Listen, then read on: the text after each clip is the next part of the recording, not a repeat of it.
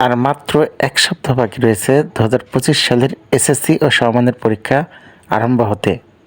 ইতিমধ্যে পরীক্ষার সকল সরঞ্জামাদি স্ব স্ব কেন্দ্রে পৌঁছে দেওয়া হয়েছে বলে জানিয়েছেন শিক্ষা বোর্ডের কর্মকর্তারা।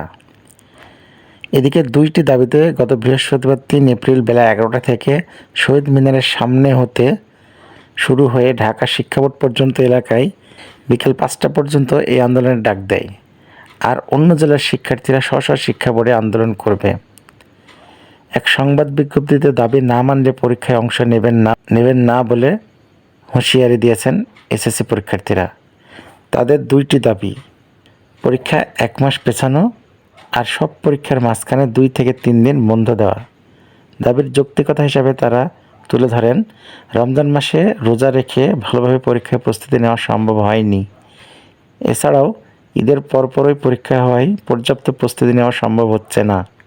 তাই 1 মাস সময় দিলে ভালোভাবে প্রস্তুতি নেওয়া যাবে। আরও জানিয়েছে, গরমে একটানা পরীক্ষা দেওয়া সম্ভব নয়। গরমে একটানা পরীক্ষা দিলে পরীক্ষার্থীরা অসুস্থ হয়ে পড়বে। এছাড়াও বেশিরভাগ পরীক্ষার্থীর পরীক্ষার কেন্দ্রও দূরে। তাই প্রত্যেক পরীক্ষার মাঝখানে 3-4 দিন বন্ধ দিতে হবে। ঢাকা মাধ্যমিক উচ্চ মাধ্যমিক শিক্ষা বোর্ডের নতুন সংশোধিত রুটিন অনুযায়ী 2025 খ্রিস্টাব্দের এসএসসি পরীক্ষার তৃতীয় পরীক্ষা শুরু হবে 10 এপ্রিল থেকে। ঢাকা শিক্ষা বোর্ডের কর্মকর্তারা জানান, পরীক্ষার্থীরা যে দাবি করছে এটি সম্পূর্ণ অযৌক্তিক।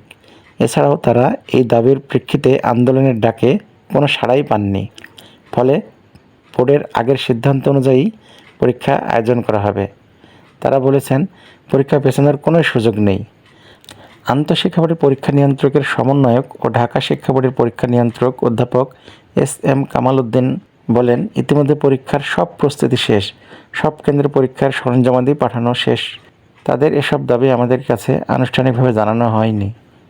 তিনি বলেন, পরীক্ষার্থীদের মনোযোগ দিয়ে পড়াশোনা করতে এবং ভালোভাবে পরীক্ষা দিতে, যাতে করে তাদের রেজাল্ট ভালো হয়।